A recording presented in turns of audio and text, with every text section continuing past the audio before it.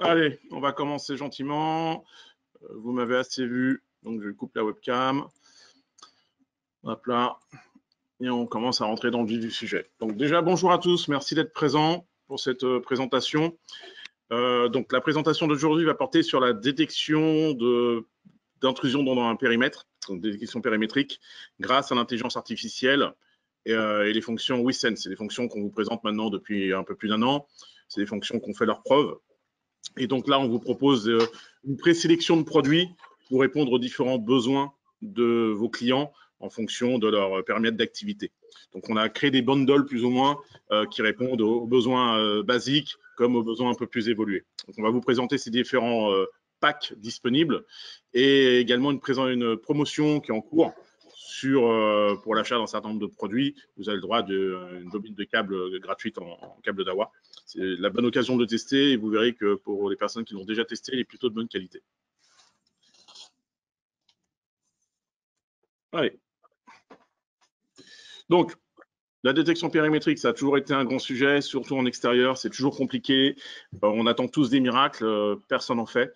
Et les choses s'améliorent de jour en jour, il y a toujours des évolutions. L'intelligence artificielle a permis, depuis 2-3 ans maintenant, de démocratiser un petit peu cette détection d'intrusion par la vidéo. Avant, c'était réservé à des solutions très complexes et très chères. Aujourd'hui, Dawa vous propose de le démocratiser un petit peu avec une solution intégrée dans la caméra et qui apporte déjà un résultat satisfaisant, nettement satisfaisant par rapport à ce qu'on pouvait faire avant avec les caméras en détection de mouvement. Donc l'intérêt de ces solutions d'intelligence artificielle, c'est d'éliminer le plus possible les éléments parasites. Donc tout ce qui est objet en mouvement perturbant, les arbres, les sacs poubelles qui volent avec le vent, les animaux, les effets de lumière et ainsi de suite. On essaye de ne pas les classifier, on essaye de ne pas les considérer pour ne pas créer d'événements et créer un événement sur ce qui est le plus important pour nous, c'est-à-dire la détection d'un individu ou d'un véhicule qui pénètre dans une zone.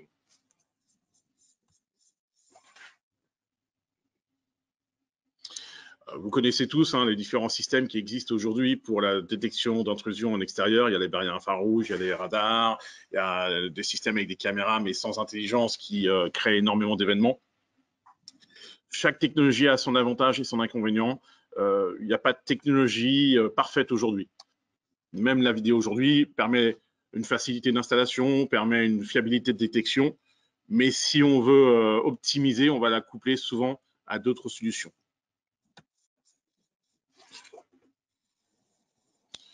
Donc, ce qu'on vous propose dans cette sélection de produits SMB avec les fonctions WeSense, c'est d'obtenir des résultats à partir du moment où les caméras sont installées dans les prérequis.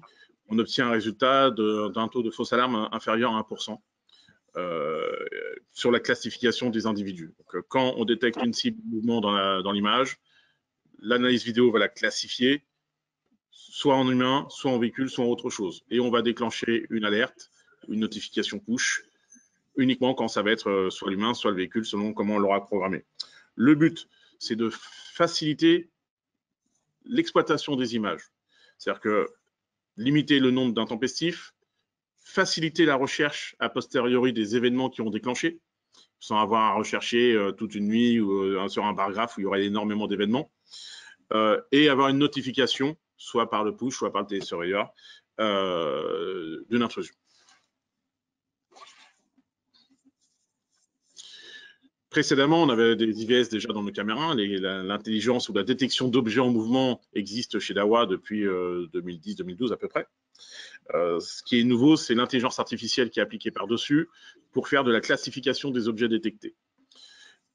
Ça n'empêche que dans les prérequis d'installation, on les verra un peu plus tard, plus il y a d'éléments en mouvement dans l'image, plus le risque d'intempestif est important. Donc quand on fait de la détection périmétrique comme ça, on s'arrange pour surveiller une zone où il n'y a pas d'éléments perturbateurs. C'est-à-dire que si on génère volontairement de la perturbation, on aura forcément un peu plus d'intempestif. Donc les prérequis qui étaient déjà donnés par toutes les solutions d'analyse précédemment sont les mêmes. On évite de filmer une forêt, ça ne sert à rien, on ne voit pas à travers les arbres, on ne pourra pas détecter quelqu'un qui va se cacher derrière. On évite d'avoir une image surexposée parce que si la caméra voit mal, l'analyse vidéo se fera mal. Donc le point de départ pour avoir une bonne analyse vidéo, c'est d'avoir une bonne qualité d'image et une bonne orientation de la caméra. Tout ça, on le reverra un peu plus tard dans la présentation.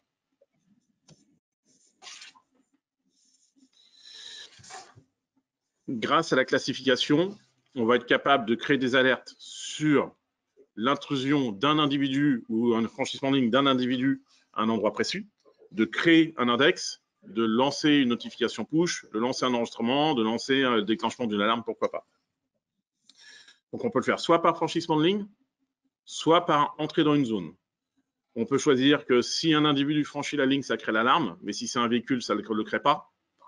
Typiquement sur une route dédiée uniquement aux véhicules, où un individu à pied ne serait pas le bienvenu. Ou l'inverse, dans une rue piétonne, créer une zone où des individus ne créent pas d'alarme, mais où un véhicule créerait une alarme. Cette alarme, ça peut être soit de l'alarme pour dissuader. On verra, on a des caméras actives déterrence ou des solutions avec des partenaires présents qui permettent de coupler nos caméras à des haut-parleurs, des systèmes anti-intrusion complémentaires, et du coup d'alerter, de dire qu'on n'est pas les bienvenus, ou ça peut être justement des messages informatifs. Dire attention, à tel endroit, quand vous arrivez avec une voiture, on vous demande de couper le moteur. Donc ça peut être des messages personnalisés.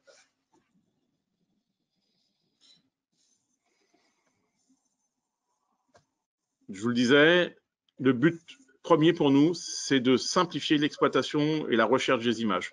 C'est toujours très difficile de rechercher dans une image où il y a énormément de mouvements un élément précis, un élément qui nous intéresse, en l'occurrence un individu ou un véhicule.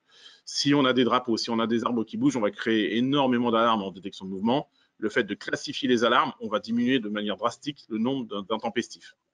S'il y a énormément d'éléments en mouvement et si ces éléments prennent certaines formes, à un certain moment, on aura des intempestifs.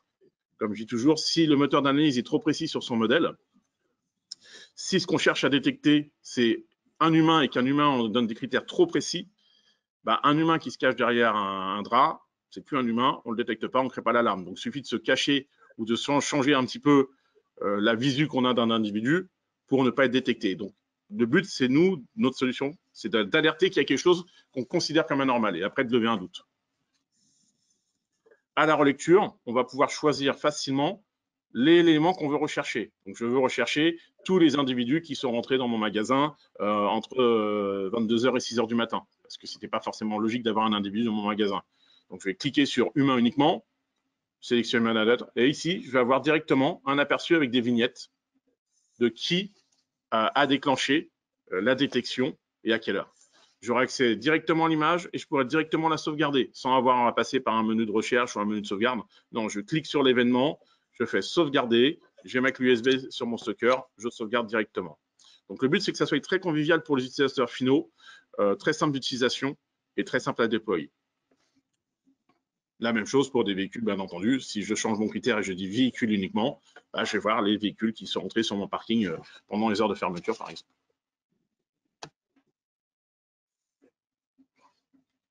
Une fois qu'on a détecté et que cette détection est fiable, c'est-à-dire qu'on ne va pas vous générer 2000 alarmes par nuit avec de la détection de mouvement, on peut se permettre de faire une notification, soit idéalement à un télésurveilleur, soit directement à l'utilisateur sur son téléphone portable avec l'application DMSS, avec une notification push. Cette notification push va vous donner accès instantanément à la relecture de l'événement. C'est-à-dire que vous pourrez, en cliquant sur la notification, directement avoir accès à la vidéo en relecture. Ça ne sera pas un live, ça ne sera pas l'objet est passé il y a 2 minutes, le temps que j'ouvre mon téléphone et je ne le vois plus dans l'écran. C'est vraiment la relecture de l'événement qui a déclenché. Donc c'est pareil, hein, ça permet vraiment de faire une levée de doute efficace.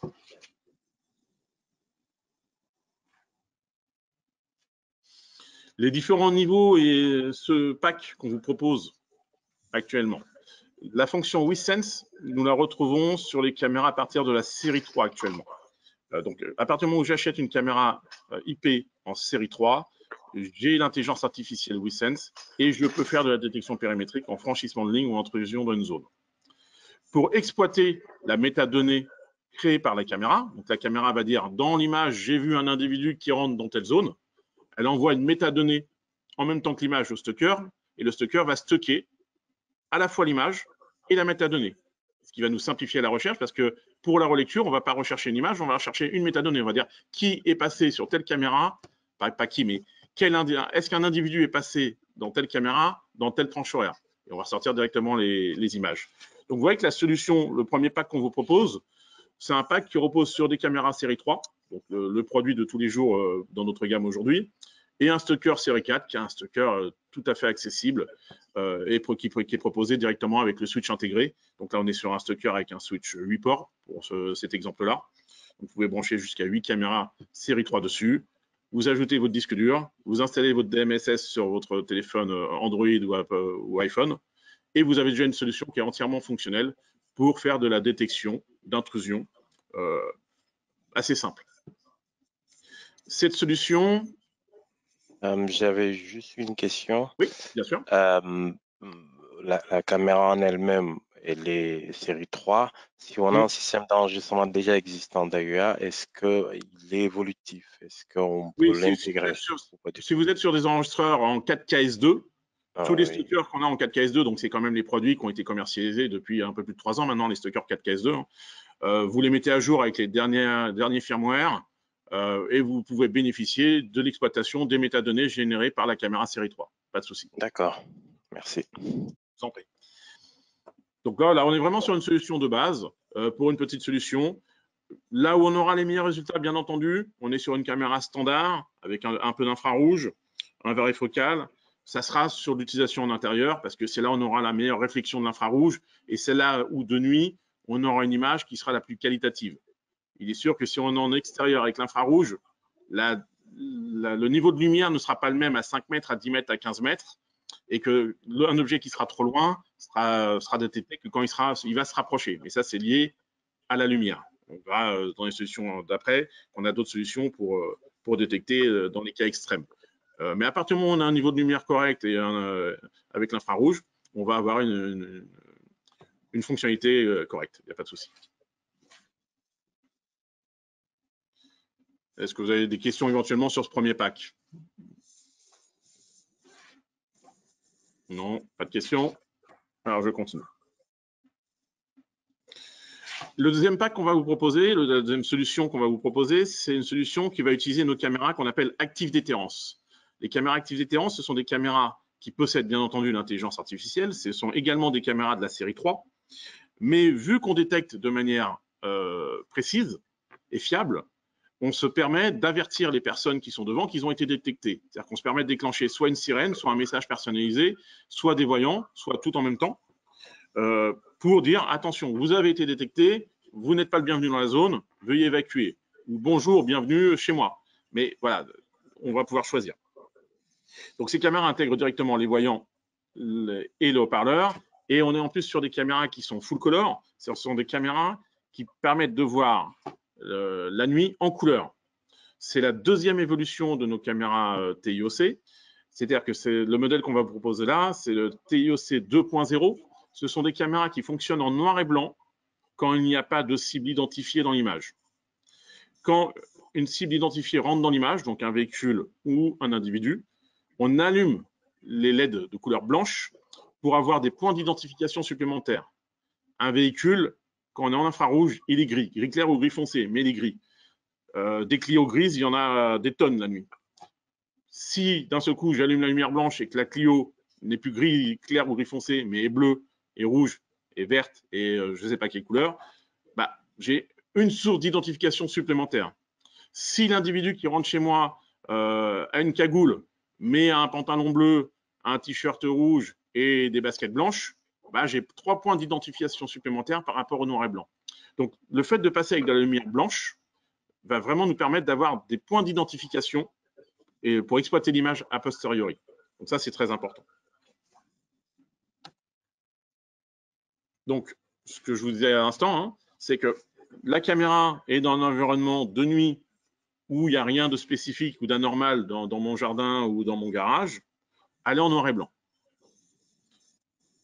Un individu ou un véhicule rentre dans la zone de visualisation de la caméra, on va allumer la lumière blanche, donc il y aura déjà un premier aspect dissuasif. La personne qui est rentrée dans la zone va dire tiens, il y a quelque chose qui a changé, d'un seul coup, c'est éclairé. Donc s'il est mal intentionné, ça peut déjà faire un premier effet dissuasif sans déclencher les sirènes. Mais s'il rentre dans la zone qu'on a définie en alarme, bah là, on va déclencher la sirène, le message personnalisé et les voyants rouges et bleus qui clignotent, qui indique bien que là, on n'est pas le bienvenu et que l'alarme a été donnée et que éventuellement les forces de l'ordre vont intervenir ou qu'il y aura une action qui suit cette détection. À partir du moment où dans la scène, il n'y a plus d'objet, on va repasser automatiquement en mode noir et blanc. Donc ça, c'est la grande nouveauté des caméras TIOC 2.0. Hein. C'est des caméras que vous commencez à trouver normalement chez tous nos distributeurs. C'est une évolution de la première génération qui était que lumière blanche. Donc, la première génération de TIOC était lumière blanche. Ça reste un très bon produit, ça reste un produit qu'ils ont très régulièrement. On met les TIOC 2.0 uniquement quand le client désire un peu plus de discrétion la nuit et pas avoir la lumière blanche allumée durant toute la nuit. Ça ne change rien sur la consommation. Hein. Il y a des gens qui me parlent de la consommation électrique. Que je sois en lumière infrarouge avec 2 LED infrarouges ou en lumière blanche avec 2 LED blanches, la caméra consomme pas. C'est juste le côté visuel qui est important. J'aurais une petite question. Bien sûr. Oui. Sur quelle distance est-ce qu'on, enfin, ou en tout cas avec quel nombre de pixels au mètre on pourrait estimer que la caméra, que l'intelligence artificielle est capable de classifier un être humain par rapport à un animal ou, enfin, c'est toujours la difficulté, quoi, c'est d'arriver à estimer. C'est toujours la difficulté de cette analyse. C'est-à-dire qu'en effet, quand on parle d'analyse intelligente de détection, la première chose qu'on va parler, c'est définition de la caméra. Forcément, plus la caméra sera haute en définition, plus je pourrai détecter des cibles, entre guillemets, petites, parce que j'aurai atteint la taille minimum de pixels souhaitée pour la classification. Ça va dépendre de la luminosité. Comme je dis, de nuit en infrarouge ou en lumière blanche, si je n'ai pas une uniformité de lumière sur les 50 mètres, je ne vais pas avoir une uniformité de détection sur les 50 mètres. J'aurai une meilleure détection de proximité qu'une détection lointaine. On a un ABAC que je vais vous montrer tout à l'heure, que vous pouvez télécharger. Je vais vous montrer les liens pour télécharger tous ces ABAC-là. Vous verrez qu'en fonction de la définition et du modèle de caméra, on a des tailles de cibles qui sont différentes. On va dire que les produits les plus performants nécessitent au minimum 60 pixels par 60 pour classifier l'objet. Et les modèles les moins performants, à cause de la résolution, ainsi de suite, on va monter aller jusqu'à 120 pixels par 120 pixels. Donc, on va se mettre dans le pire des cas. Quand on va faire une étude, on va considérer que pour classifier l'objet, il nous faut 120 pixels.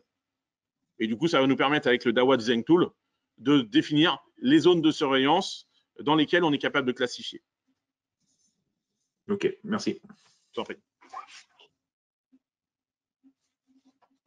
Donc, le deuxième pack qu'on vous propose, ce sont des caméras TIOC 2.0, avec donc là, il y a la fonction active déterrence, haut-parleur, lumière visible, blanche, lumière infrarouge quand il n'y a pas de mouvement, et lumière bleue et rouge quand il y a une intrusion dans une zone définie, avec l'utilisation là d'un stocker NVR série 5.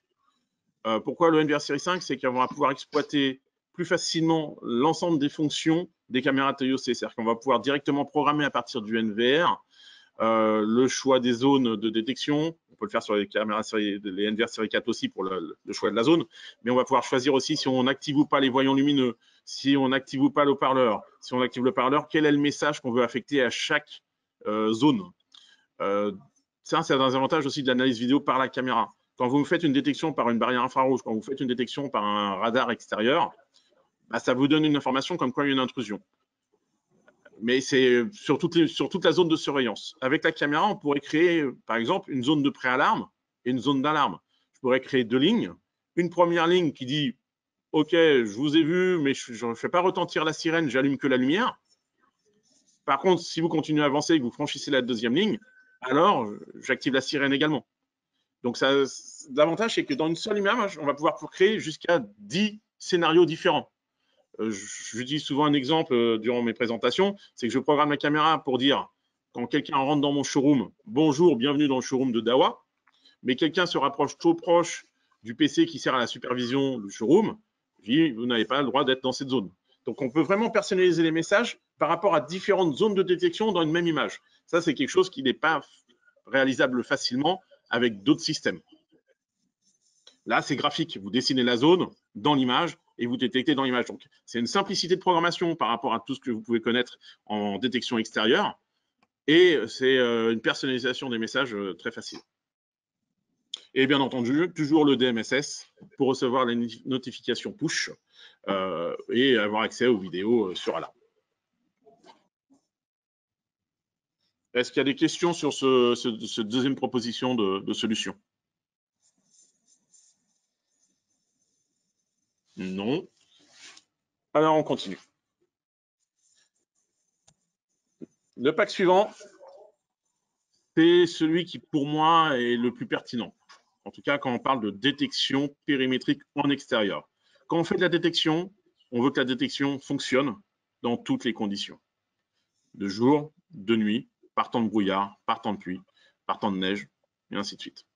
Quand on travaille avec une caméra standard de vidéosurveillance, une caméra visible, ce qu'on voit, ce sont des différences de couleurs.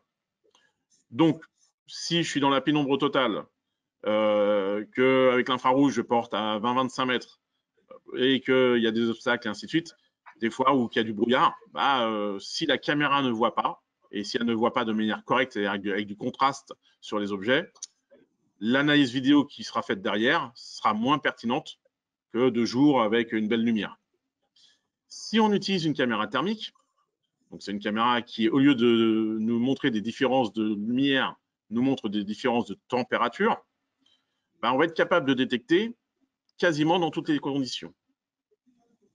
Le choix qui a été fait par Dahua sur la majorité de ses produits, et la gamme s'étend encore prochainement, c'est que la majorité de nos caméras thermiques sont proposées en objectif bispectrum. C'est-à-dire que la caméra thermique est mise dans un boîtier dans lequel on a également mis une caméra visible. C'est-à-dire qu'on va utiliser la caméra thermique pour faire la détection en extérieur dans toutes les conditions, et on va utiliser la caméra visible pour faire la levée de doute sur son application DMSS ou chez son télésurveilleur directement. Donc là, le gros avantage, c'est en effet d'éliminer tous les effets lumineux. Tout à l'heure, je vous parlais des scènes. C'était important de ne pas avoir trop d'éléments en mouvement dans une scène. C'est-à-dire que si on veut une classification de qualité et diminuer au maximum le nombre d'intempestifs, on se doit, quand on pose la caméra, de choisir un champ de vision où il y a le moins d'éléments en mouvement perturbants. Si je suis dans une zone où il y a plein d'arbres qui bougent, où j'ai des drapeaux de la concession automobile, où j'ai des voitures de garage en permanence, et ainsi de suite, je vais augmenter mon nombre d'intempestifs parce que j'ai beaucoup plus d'analyse à faire. Et la caméra va travailler beaucoup plus parce que chaque objet en mouvement, elle va essayer de le classifier. Donc, s'il y a 2 objets, c'est facile. Quand il y en a 60 objets, la caméra passe beaucoup plus de temps à analyser tous les objets et donc elle a une probabilité d'avoir des intempestifs plus importants. Donc, le choix, l'implantation de la caméra, son champ de vision et ce qu'il y a dans le champ de vision est très important si on veut maximiser les résultats. La caméra thermique qu'on propose, les séries 1, les séries 2 et série 5, sont également équipées de voyants lumineux et de haut-parleurs. Alors, ce ne sont pas des voyants lumineux rouge et bleu, c'est une lumière blanche qu'on peut faire clignoter, et d'un haut-parleur qui permet de diffuser également un message. Donc, ça permet de faire aussi un petit peu d'active déterrence. Et vous avez toujours les sorties audio sur la caméra qui permettent de rattaquer éventuellement un haut-parleur plus important pour porter plus loin. Les haut-parleurs qui sont intégrés dans les caméras sont des haut-parleurs qui font 2 cm de diamètre. Il est évident qu'on ne peut pas porter à 25 mètres de manière audible de nuit dans un environnement un peu bruyant un message audible si on n'ajoute pas des haut-parleurs extérieurs. Et là, pareil, on a des partenaires qui vous proposent des solutions déjà pré-câblées et préconfigurées avec des haut-parleurs. La solution, elle est très proche de la deuxième solution. C'est-à-dire qu'on ne change pas le stocker. Le stocker, ça reste un NVR série 5. C'est le stocker passe-partout chez Dahua. Quand vous ne savez pas quoi chiffrer en stocker, vous ne savez pas quel stocker supporte quelle fonction, prenez un série 5. Il supporte toutes les fonctions standards de chez Dahua, que ce soit le dewarping des caméras fisheye, la gestion des caméras actives déterrence, la gestion de la mesure de température des caméras thermiques. Il supporte toutes les fonctions. Il n'est pas spécialement onéreux. Donc, si vous avez un doute sur le stocker à choisir, prenez le 5. Sinon, vous affinez un petit peu en regardant les fiches produits, mais le série 5 est vraiment le stocker passe-partout. Quand vous rajoutez une caméra thermique bispectrum sur un stocker, la caméra vous propose 2 flux vidéo. Les 2 flux sont automatiquement ajoutés au stocker. On ne peut pas dire je n'ajoute qu'un seul flux au stocker. Pourquoi? Parce que le flux thermique va servir à la détection et j'ai besoin que l'alarme de la détection remonte dans mon stocker pour créer la métadonnée et faciliter la recherche. Et le flux visible va être enregistré dans tous les cas parce que j'ai besoin de l'utiliser pour la levée de doute. Donc, quoi qu'il arrive, ma caméra bispectrum va prendre 2 flux vidéo sur le stocker. Donc, bien penser à dimensionner vos installations. Si vous avez 8 caméras, il vous faut un stocker 16 voies dans ce cas-là. C'est la petite subtilité de cette solution-là, mais c'est clairement la solution la plus adaptée à une détection en extérieur et notamment de nuit. ou dans des bijouteries qui sont équipées de générateurs de brouillard, ou dans des bureaux de tabac qui sont équipés de générateurs de brouillard. C'est-à-dire que quand des personnes mal intentionnées rentrent dans un bureau de tabac et que le générateur de brouillard se déclenche avec une double détection, on sait qu'il y a réellement une alarme, le télésurveilleur sait qu'il y a réellement une alarme, mais quand il fait sa levée de doute avec une caméra visible, bah, il ne voit rien. Est-ce que les personnes sont encore là ou pas? On ne sait pas. Est-ce qu'ils sont 1, 2, 3, 4 ou 5? On ne sait pas. Est-ce qu'ils sont équipés? Est-ce qu'ils sont armés dans leurs mains? On ne sait pas. En mettant des caméras bispectrum, la levée de doute va pouvoir se faire sur le flux thermique, dans le cas où le générateur de brouillard s'est déclenché, et avoir une vision quand même correcte de ce qui se passe dans le magasin. Vous voyez, le thermique, ce n'est pas la solution uniquement pour la vision de nuit en extérieur, c'est aussi la solution pour voir dans des endroits où je ne verrai pas à cause de générateurs de brouillard ou d'autres effets. Pareil, est-ce que vous avez des questions sur cette troisième solution? Oui, bonjour. Bonjour. Oui, j'aimerais savoir, par rapport à cela, en termes d'espace de stockage sur le disque dur, oui, ça double forcément l'espace occupé. Alors oui, ça double pas tout à fait, parce que le flux visible est un flux 4 millions de pixels, donc lui, il va prendre 4 mégabits en moyenne. Le flux thermique, un capteur thermique, c'est un capteur de petite taille, généralement. Du coup, il prend quand même beaucoup moins de place sur le stocker. Vous pouvez choisir aussi dans votre programmation, par exemple, de ne pas enregistrer le flux thermique. Car j'ai besoin de le remonter pour remonter la metadata et quand même l'afficher pour faire la levée de doute sur du générateur de brouillard, par exemple. Mais si mon souhait, c'est d'enregistrer que le flux visible, je peux choisir d'enregistrer que le visible et ne pas enregistrer le flux thermique. Ou je peux choisir d'enregistrer le flux principal du flux visible et le flux secondaire du flux thermique pour minimiser l'occupation sur le disque dur. Donc là, c'est essentiellement de la programmation en fonction de ce qu'on veut conserver et de ce qu'on ne veut pas conserver. Mais dans tous les cas, ça ne va pas totalement doubler parce que les flux ne sont pas de même résolution. Ok, merci. Je vous en prie.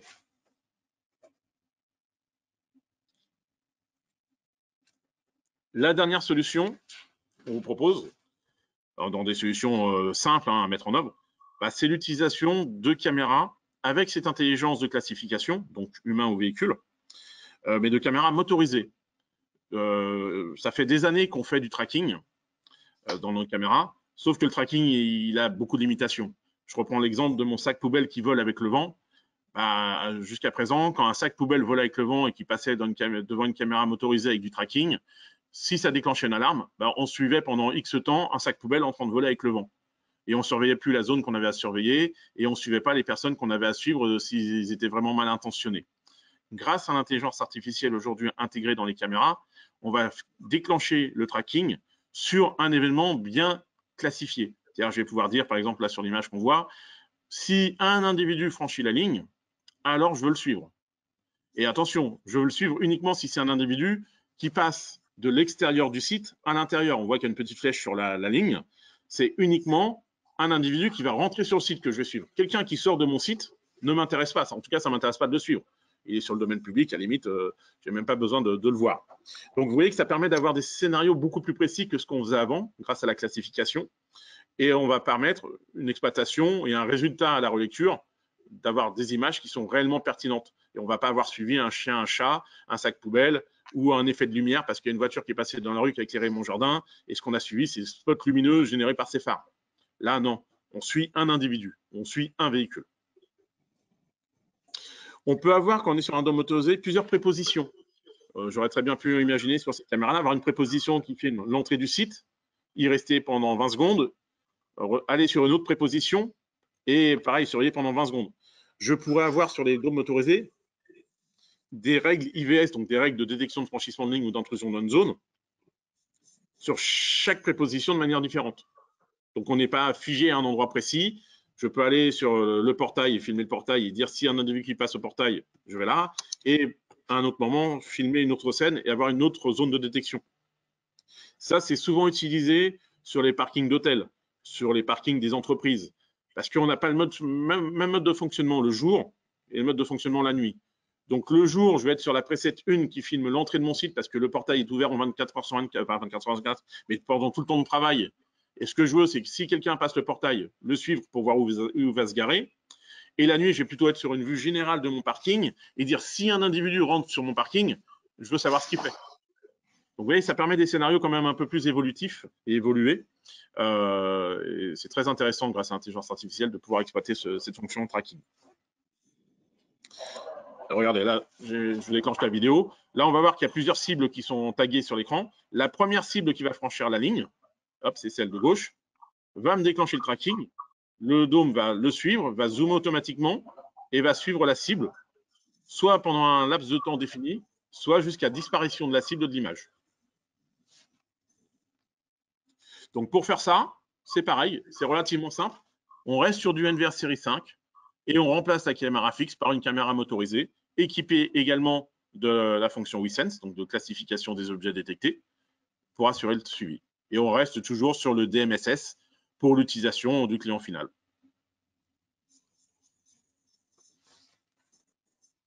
Avez-vous des questions par rapport à cette dernière solution?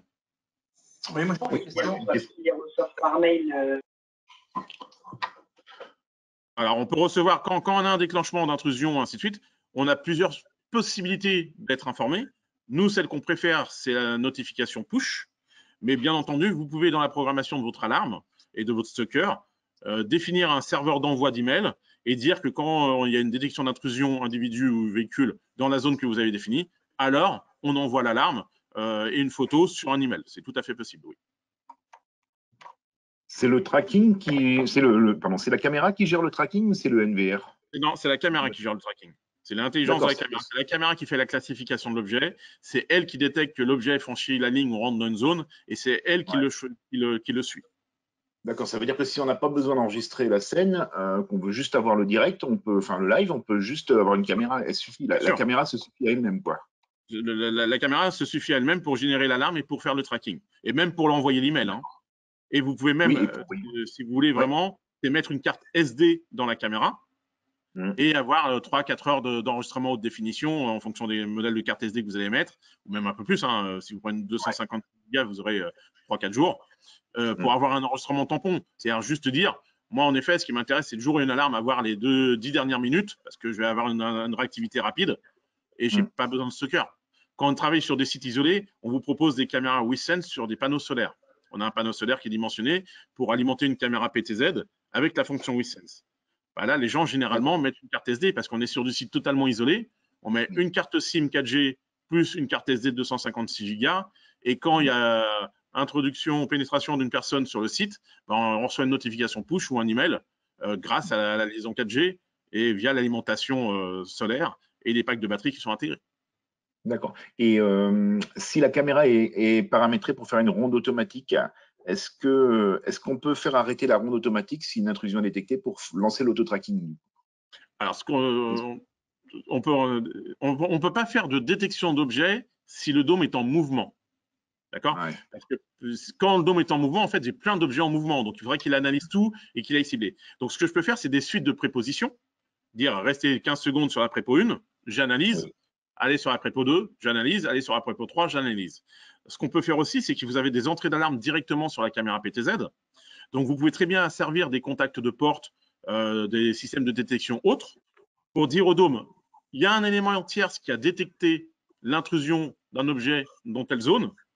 Il va aller se prépositionner sur la zone qui correspond au capteur. Et lui, il va dire, ah, j'ai détecté un humain, donc je le suis. C'est une possibilité également.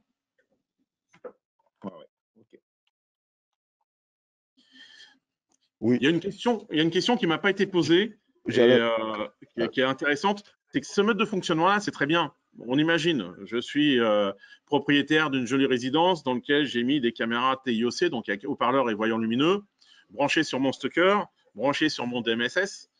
Moi, je ne veux pas, quand j'arrive chez moi le soir avec ma voiture, à 3 heures du matin, que la sirène se déclenche. Je veux le même mode de fonctionnement un petit peu qu'un système d'alarme. C'est-à-dire, je veux pouvoir désactiver mon système avant d'arriver chez moi pour ne pas déclencher le haut-parleur et réveiller mes voisins. Bah, grâce au stalker série 4, série 5, grâce aux caméras WeSense, vous avez un mode de fonctionnement qui s'appelle ARM, disarm, qui permet donc d'activer ou de désactiver des fonctions intelligentes, en tout cas, pas forcément les détections intelligentes, mais ce qui se passe derrière. C'est-à-dire, si la caméra détecte, elle allume son voyant, bah ça, on va pouvoir le désactiver. Elle envoie un email, bah ça, on va pouvoir empêcher l'envoi d'email. on va quand même sur une alarme, hein, le détecteur volumétrique va marcher en permanence, il va envoyer l'information en permanence à la centrale, mais la centrale va avoir les actions ou pas. Bah là c'est pareil. Le détecteur, c'est la caméra. La centrale, c'est le NVR. Et le NVR, selon son état, s'il est armé ou désarmé, il prend en compte ou pas les événements qui ont été détectés par la caméra. Donc ça permet, avec son smartphone, d'activer et désactiver la détection avant d'arriver chez soi. Ça permet, si vous souhaitez équiper votre maison avec un système d'alarme DAWA, d'utiliser la télécommande de l'alarme pour quand on va désactiver le système d'alarme. On va désactiver nos contacts de porte, on va désactiver nos pires intérieurs, mais on va également désactiver le NVR qui va également désactiver les fonctions d'analyse de la caméra TIOC. Donc on arrive vraiment sur une petite solution toute packagée où quand vous allez mettre une caméra TIOC, en tout cas une série 3 avec de la détection intelligente, un stocker, une petite alarme sans fil de chez DAWA, à une solution vraiment qui permet de sécuriser sa maison, sa boutique très facilement avec un seul logiciel qui est le DMSS pour tout gérer en même temps, à la fois son alarme, sa vidéo, sa réception de ses alarmes. Donc ça, on aura l'occasion d'en reparler avec le système d'alarme. Hein. Il y a une promotion qu'on va recommuniquer un petit peu. Bon, je vous remercie, c'est très intéressant, mais je dois partir. Bah, vous aurez accès à le replay de la présentation, on vous enverra le lien. Didier. Merci, c'est gentil. Bonne journée. Bonjour. Bonne journée, au revoir à tous. Bonjour Didier. Bonjour. Moi j'ai une question Didier. En fait, elle concerne tout à l'heure, on a vu la photo, on a vu l'individu de gauche lorsqu'il pénétrait, on a vu le dôme PTZ qui s'est mis à faire du tracking. Oui. Néanmoins, il y a quand même eu dans l'image au départ la détection des 3 personnes. Oui. Y a-t-il un moyen en fait pour la caméra de se dire tiens, j'ai 2 autres personnes là qui partent sur la droite. Ça veut dire que j'ai besoin de revenir parce que là, on va peut-être suivre le mauvais individu, celui qui est bien intentionné, mais celui qui est mal intentionné, qui part à droite, est-ce qu'il n'y a pas une possibilité de revenir pour aller chercher de l'un à l'autre, passer des… Aujourd'hui, les intelligences artificielles intégrées dans les produits permettent de dire le premier élément qui a déclenché l'alarme va être suivi. Si j'ai besoin d'aller suivre d'autres cibles, je vais mettre des caméras fixes, par exemple. Je vais mettre une caméra PTZ avec 3 caméras fixes qui surveillent 3 accès différents de mon bâtiment. Et dire, la caméra va envoyer l'alarme au stocker en disant « Attention, moi j'ai détecté quelqu'un qui est dans une zone plus sensible qu'une autre. » Et du coup, le dôme va aller sur la préposition qui est sur cette zone-là et suivre la personne qui est sur cette zone-là. Et si c'est la caméra qui fait le suivi, si c'est la caméra qui fait la détection, c'est l'objet qui aura déclenché en premier la détection qui sera suivi. Ouais, d'accord. Et généralement, c'est ce que je dis, c'est qu'un dôme, ça ne remplace pas des caméras fixes. C'est-à-dire que si je mets un dôme et que je regarde 15 secondes la porte de gauche, 15 secondes la porte de droite et 15 secondes la porte qui est dans mon dos, moi, j'ai 30 secondes pour rentrer sur la porte 1 une fois qu'elle est passée dessus. Donc, j'ai plutôt tendance à mettre des caméras fixes au-dessus de chaque porte et mettre un dôme qui va venir en asservissement et en suivi de ce qui aura été détecté par une des portes quand il y aura une alarme. Ok, d'accord. Ouais. Ça veut dire qu'en fait, on ne peut pas s'affranchir d'une caméra fixe là, si on veut vraiment une étanchéité. D'accord. C'est ça. Il faut redéfinir ces zones et créer des alarmes avec d'autres caméras. Parfait, merci. De rien. Donc, les cas d'application des différentes solutions qu'on vous a proposées là, j'aurais tendance à dire, c'est un peu passe-partout. C'est-à-dire que ça va du particulier dans sa maison, de la boutique, de l'industrie. Toutes les solutions, on a besoin de faire de la détection extérieure, de la détection en intérieur aussi. Hein, bien entendu, quand je dis extérieur, c'est parce que je me mets dans le pire des cas, mais en intérieur, et d'avoir une levée de doute rapide, d'avoir accès à la relecture rapidement. Souvent, quand vous avez un système d'alarme, vous recevez une notification dans votre système d'alarme, mais dans le meilleur des cas, le système d'alarme vous propose de vous connecter à la caméra en direct, mais la personne qui est rentrée, elle est déjà plus dans la même pièce. Donc, quand vous regardez le direct de votre pièce, vous n'avez plus personne. Là, non, la notification vous donne accès à la relecture et vous voyez ce qui a déclenché l'alarme. Donc, vous pouvez tout de suite lever le doute en disant oui, c'est quelque chose d'important ou pas important. Donc, en effet, les villas, les usines, les parkings extérieurs, les parcs industriels, ça s'adapte un petit peu à toutes les solutions de tous les jours aujourd'hui. Très bien. Une petite question encore Didier. Oui. Elle est d'ordre un peu plus général et elle fait plus référence à la transmission vers un télésurveilleur. Très habituellement, on a un système qui a fait une détection par des organes hors caméra. et une transmission. Et après, les images, on les associe, on peut les envoyer au centre de télésurveillance ou demander à l'opérateur de se connecter en live. Oui. Est-ce que dans le cadre de l'envoi de l'image, aujourd'hui, il y a un protocole bien particulier qui permet de s'affranchir du système d'alarme et de fonctionner uniquement qu'avec les images qui sont envoyées? C'est quoi? C'est du push? On a forcément, côté télésurveillance, un applicatif? Chez nous, ça va être essentiellement du push. Même dans notre système d'alarme pour la PIRCAM, c'est du push. Donc, on passe par un cloud et le télésurveilleur va se connecter grâce à son logiciel de supervision sur le cloud de Dawa. Après, on a des partenaires. Eddie est là, il le sait. Avec Optex, il y a un bridge qui est bien intégré chez de nombreux télésurveilleurs maintenant, qui est entièrement compatible avec les caméras Dawa, qui permet de récupérer l'intelligence des caméras Dawa, les alarmes générées par les IVS de Dawa, et de pousser directement des séquences d'alarme chez les télésurveilleurs sans avoir besoin d'avoir une centrale d'alarme en amont éventuellement. Donc, il y a plusieurs solutions. Nous, on est intégré correctement chez ESI, chez Azursoft, qui sont déjà les deux plus gros. Notre centrale d'alarme est compatible avec tous les centres de télésurveillance en DC09 SIA. Et en effet, l'envoi des images, si c'est de l'email, c'est de la photo, c'est pas un souci. On peut faire de l'envoi éventuellement de photos sur un serveur FTP. Sinon, faut que ça soit intégré par ESI ou par Azursoft vers le cloud de Dawa ou vers le cloud d'Optex pour le bridge. Oui, effectivement, FTP, d'accord. FTP, c'est la solution peut-être aujourd'hui qui est la plus simple à mettre en œuvre. C'est la plus standardisée et la plus simple. On envoie une photo sur un FTP ou une petite séquence vidéo sur un FTP. D'accord, on la traite comme une alarme vidéo, d'accord. Merci. Donc ça, c'était pour la présentation. Dans les éléments qui sont importants, je vous ai mis normalement vous pouvez avoir accès au téléchargement directement à partir de GoToWebinar. Deux petites présentations. C'est les présentations, c'est la petite brochure. Donc je vais vous la montrer, la brochure. Si vous avez besoin de communiquer auprès de vos clients, on vous propose cette petite brochure-là où on résume un petit peu les différentes solutions. On a essayé de vous apporter le maximum de support. C'est-à-dire que c'est des choses qui maintenant sont bien maîtrisées. Donc, on vous a proposé des packs prédéfinis en vous disant les avantages et inconvénients de chaque solution.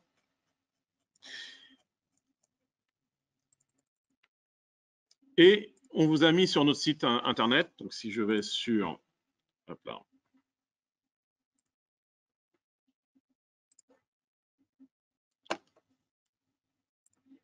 le site qui s'appelle france.dawatech.com.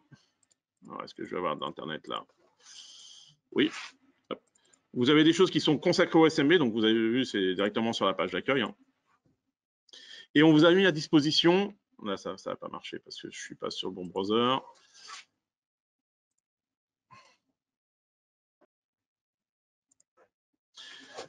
Mais on vous a mis à disposition des tutos, des vidéos et des guides de configuration directement pour la solution SMB. Donc là, vous allez retrouver normalement le dépliant. Je vais attendre que ça charge. Sinon, je vais vous les montrer directement. Je les ai téléchargés. Donc ici, on vous a mis des guides de configuration, d'installation. Donc aussi bien pour les caméras fixes que pour la caméra PTZ que pour l'analyse avec la caméra thermique. Dans chacun des guides, vous allez retrouver nos recommandations d'installation et de pose des caméras. Quand on fait de l'analyse vidéo, il faut qu'on ait une perspective 3D. Donc il ne faut pas que la caméra soit trop horizontale ou trop verticale. On préconise un angle entre 15 et 45 degrés par rapport à l'horizon. Donc on va dire en moyenne 30 degrés. Donc la caméra pointe 30 degrés vers le bas pour avoir une bonne perspective du champ de vision et pouvoir classifier correctement les objets. Donc là, vous retrouvez typiquement comment mettre à jour la caméra si elle n'est pas à jour pour mettre à jour les derniers algorithmes. Comment configurer chaque zone avec la taille minimum de cible, la taille maximum de cible. Donc ça, vous allez retrouver. Donc c'est comme tout mode d'emploi, ce n'est pas forcément ce qu'il y a de plus sympa à regarder, mais ça vous donne vraiment les points importants pour bien configurer votre caméra. J'ai pas vu sur le site. Oui. Ils sont ces tutos sur le site. On retrouve tout sur le site dans la gamme, dans l'onglet SMB. Ce qu'on vous a mis également sur le site, c'est des vidéos directement. Donc Laurent, Stéphane, toute l'équipe de Dawa Technologie France a réalisé des vidéos sur, par exemple, je vais mettre sur caméra TOC. On vous a fait un petit tuto. Vous avez juste à regarder la vidéo qui vous dit voilà avec quel produit on était, comment on se log, comment on va déclarer sa caméra, comment on va activer la fonction IVS dans la caméra, hop, comment on va créer une ligne ou une intrusion dans une zone. Donc, on vous a fait un petit guide qui vous permet quand même, si vous ne l'avez jamais fait, de retomber très rapidement sur comment ça se met en place. N'hésitez pas à les télécharger, à les regarder. C'est très instructif si vous ne l'avez jamais fait avant. Et c'est très simple d'utilisation. Donc là, on voit Laurent, par exemple, il franchit la ligne, il crée une alarme.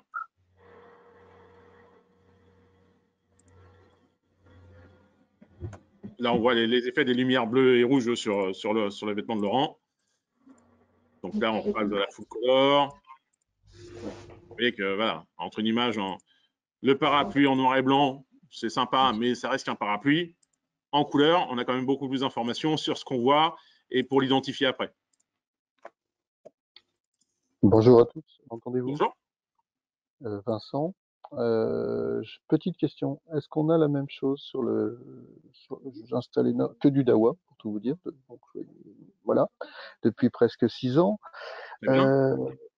plusieurs centaines je pense, mais j'ai un nouveau problème c'est 2 problèmes. Alors je les survole très vite. J'ai un gros problème avec Smart PSS ancien, du moins voilà, anciennement, et DSS maintenant. Smart PSS ne gérait pas une multitude de caméras, je saturais en IP. Et ça, je pourrais vous en parler. Hein. C'est pas vraiment le sujet du jour. En tout cas, c'est pas le sujet du webinaire. Je veux savoir, je vous propose, vous avez mon adresse email en contact. Envoyez-moi un petit mail, je vous rappelle. Je vous expliquerai. Ouais. Le Smart PSS tel que vous l'avez connu est arrêté. Il est plus développé, il est plus mis à jour. Il y a une version simplifiée de Smart PSS qui est disponible dans le Toolbox. Donc, quand vous ouvrez votre Toolbox qui est là, on va y venir au Toolbox, vous voyez un Smart PSS Lite qui permet de superviser jusqu'à 64 caméras et le contrôle d'accès d'AWA. Et après, si on a besoin de gérer plus de caméras et notamment de faire de l'affichage sur plusieurs écrans simultanément, ainsi de suite, nous, on passe sur la solution DSS Express ou DSS Pro qui permettent de gérer tout ça. Mais ça, je vous propose qu'on contacte après et qu'on en parle ensemble, il n'y a pas de souci. Un tuto pour DSS, non quelque part. Est-ce que vous avez créé un tuto pour DSS? Oui, il y a une chaîne YouTube qui est destinée au DSS pour voir comment on programme le DSS. Mais contactez-moi, envoyez-moi un petit mail, je reprends contact avec vous rapidement, ou le commercial de votre région vous contacte, et c'est avec plaisir qu'on vous présente tout ça. D'accord, merci beaucoup. Je t'en prie. Bonjour. Bonjour. Philippe, Cam Surveillance. Oui. Moi, c'était par rapport au fait que pour paramétrer, avant, c'était un peu compliqué. Une fois, c'était sur la caméra, une fois sur le NVR. Après, on ne savait jamais s'il fallait faire sur l'un ou sur l'autre. Est-ce que maintenant, en faisant sur le NVR, c'est tout envoyé sur la caméra ou il faut toujours aller sur la caméra? Regardez, je vous montre rapidement. Alors, c'est vrai qu'au tout début de l'intelligence artificielle, comme tout, hein, on développe au fur et à mesure, on pouvait programmer un peu du stocker, ça poussait à la caméra. Quand on programmait dans la caméra, ça poussait un peu au stocker, mais ce n'était pas super synchronisé. Là, aujourd'hui, je prends un exemple. Hein. Je me mets sur les produits de mon showroom. Je vais aller chercher un stocker. Je vais chercher un NVR. Hop, je vais prendre le 58. Il est où? Il est là. Je vais prendre celui-ci.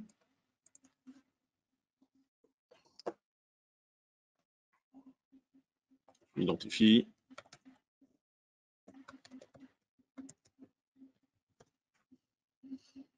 Là, on peut tout faire, soit directement de l'interface locale du stocker, soit de l'interface web, comme je vais le faire là, soit de la caméra.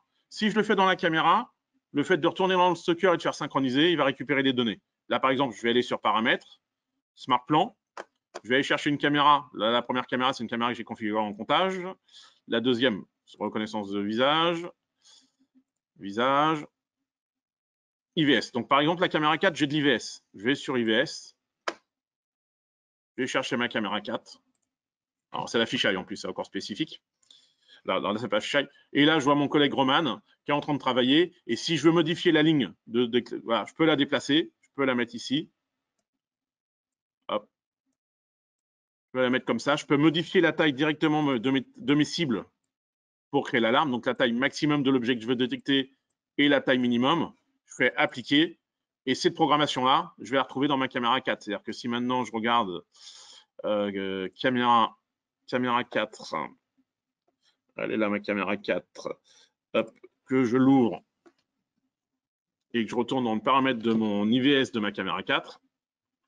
Donc là, on est sur les nouvelles interfaces des caméras hein, que vous commencez à découvrir sur les caméras série 5, ainsi de suite, qui va se généraliser.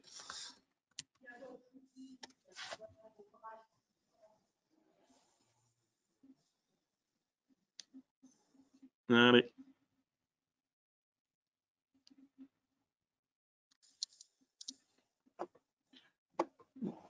Alors, c'est pas la bonne, peut-être si. Hop, setting. AI. AI. Hop. Certainement que ça devait être une de celles-là. Donc, j'ai sur la caméra 4. Next. Et je vais retrouver ici mes différentes règles de détection, franchissement de ligne et compagnie. Donc là, j'étais sur le canal où il y avait Roman. Donc, c'est pas celui-ci. Donc, ça, c'est mes deux règles différentes. Hop. Mais du coup, vous voyez, on peut avoir accès soit directement par la page web de la caméra, on paramètre dans la page web et ça synchronise dans le stocker, soit on paramètre tout du stocker et ça synchronise dans la caméra. J'aurais tendance à dire que ça, on le fait maintenant à 95%. Là où vous pourriez avoir besoin de programmer réellement dans la page web de la caméra, c'est pour le dôme et pour programmer le tracking. C'est-à-dire pour bien programmer le tracking de manière précise, ça sera peut-être plus simple de le faire dans le dôme que dans l'interface du stocker. Sinon, pour les règles IVS d'intrusion et de franchissement de ligne, ça se fait très très bien du stocker à distance. D'accord. Bon, merci bien. Je vous en prie. Donc, le config tool, vous le connaissez, je ne reviens pas trop dessus là, ce n'est pas le sujet. Par contre, une des questions qui a été posée tout à l'heure et qui est importante, c'est en effet comment on positionne ces caméras et sur quel champ de vision on va pouvoir détecter. Vous avez dans le toolbox un outil qui s'appelle Project Design Tools. Cet outil, c'est un outil qui, à terme, va remplacer tous les autres outils, en tout cas tous les outils d'études. Avant, on avait le disque calculator. Dans le Project Design Tool, vous avez le calculateur de disque dur. Avant, on avait le Field of View pour voir les champs de vision. Le Project Design Tool, c'est pour voir les champs de vision. Donc, il remplace plusieurs outils. Donc, il se présente comme ça. Quand j'ouvre le logiciel, j'arrive sur cette page-là, on voit qu'il est en français. Ce que je vais importer, c'est un plan de mon site. Donc, je vais aller chercher un plan JPEG standard. Là, c'est par exemple une capture de Google Chrome, de Google Earth. J'ai un plan, je vais donner une dimension à ce plan. C'est-à-dire, je vais donner une échelle. Par exemple, moi, mon bâtiment ici, je sais qu'il fait 80 mètres. Je fais 80 mètres.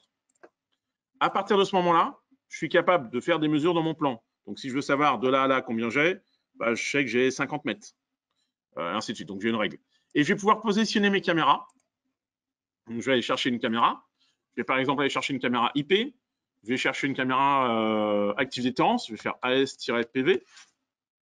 Donc là, je retrouve toutes mes caméras série 3 ou série 5 avec haut-parleur intégré. Je vais par exemple prendre une Bullet en 3549, donc une 5 millions de pixels, avec détection intelligente AI, full color et haut-parleur pour faire du bruit quand ça sonne. Je vais pouvoir la positionner sur mon plan. Je vais dire par exemple, je veux surveiller cette zone-là. Je vais pouvoir zoomer. Ici, je vois, c'est les zones de DORI. Donc le DORI, c'est ce qui est demandé par la R82, c'est ce qui est demandé et préconisé par tous les gens professionnels en vidéo. C'est qu'une caméra, quand elle est positionnée, on a une zone d'identification, une zone de reconnaissance, une zone d'observation, une zone de visualisation, on va dire, de détection. Là, on voit tout de suite que la caméra, quand elle est placée à 4 mètres de haut, que je suis orienté environ à 30 degrés, c'est l'angle que je préconise pour la détection, je vois tout de suite le champ de vision qu'elle va avoir. Je vois tout de suite dans quelle zone je vais pouvoir faire de l'identification et de la reconnaissance. Quand on parle de classification d'objets, c'est qu'on reconnaît que l'objet est un humain. On reconnaît que l'objet est un véhicule. Donc, clairement, ma zone dans laquelle je vais pouvoir correctement faire de la détection et classifier l'objet, on voit que c'est cette zone-là. Au-delà de cette zone-là, je vais avoir plus de mal à correctement la classifier et correctement la détecter également. Il suffit de changer ma focale. Si je passe sur une focale 6 mm, forcément, ma zone de reconnaissance s'agrandit. J'ai un angle plus serré, mais je vais pouvoir reconnaître l'objet plus rapidement. Si je me mets sur l'entrée du site, j'ai un poteau, on imagine ici. Ce que je veux, c'est classifier correctement les véhicules qui rentrent dans la zone et créer une alarme uniquement si un véhicule rentre la nuit sur le parking. Bah, si je mets ma caméra comme ça, je sais que j'aurai un bon résultat. Je vais d'ailleurs pouvoir mettre un véhicule dans la zone et voir que le véhicule, quand il sera dans cette zone-là, il aura environ 189 pixels. Je vous ai dit, hein, on va partir sur une taille d'objet de 120 pixels à peu près. Donc là, je suis largement au-dessus des 120 pixels, donc l'objet sera correctement classifié. Si je prends une caméra thermique, bah, je vais chercher caméra, je vais chercher dans la gamme thermique, je vais peut-être chercher une caméra, allez, je vais prendre une 5401. Je vais la positionner aussi, par exemple, je vais détecter l'intrusion d'individus qui passent sur l'arrière du bâtiment. Je vais l'orienter. Je vais dire que je veux faire de l'IVS et ce que je veux détecter, c'est un humain. Je vais orienter ma caméra. Donc la hauteur, je la laisse à 4 mètres. Je vais orienter ma caméra comme ça. Voilà. Et là, je vois qu'avec ma caméra thermique, je suis capable de détecter avec une focale de 35 mm. Donc c'est un peu trop serré d'ailleurs. Je vais plutôt prendre en 25 mm. Ça va me permettre d'optimiser. Je suis capable de détecter un individu sur toute la longueur. Sauf que j'ai un angle mort ici du pied de la caméra parce qu'elle a 4 mètres vers le bas qui fait 12 mètres. Donc si je veux réellement sécuriser toute la face arrière, je vais sélectionner ma caméra. Je vais la copier une fois et je vais en mettre une deuxième, tête bêche, sur le bâtiment. Et là, j'ai sécurisé l'ensemble de l'arrière de mon bâtiment avec 2 caméras thermiques en détection intrusion d'un individu. Une fois que j'ai fait mon étude ici, je vais pouvoir sélectionner. Donc là, j'ai la liste de mes caméras. Si je vois que je veux stocker 30 jours, bah, je vois qu'il me faudra environ un peu plus de 3 Tera. Donc, si je prends un disque dur de 4 Tera sur mon enregistreur, je serai confortable. Et je vais utiliser, parce que les caméras thermiques n'utilisent pas énormément, là j'ai 2 caméras thermiques qui ne prennent pas énormément de flux, je vais environ utiliser 10 mégabits, ce qui n'est rien du tout. Je vais pouvoir ajouter un enregistreur. Je sais que c'est l'enregistreur que je cherche, ça va être plutôt, allez, j'ai 3 caméras, je vais prendre un 5208. Hop. Là, je vais pas prendre avec switch intégré, je vais prendre un PDO sans switch, il est XVR, NVR, voilà, il est là sans switch intégré, je l'ai vu il y a 2 secondes, il est là. Je le sélectionne, hop, je fais ajouter.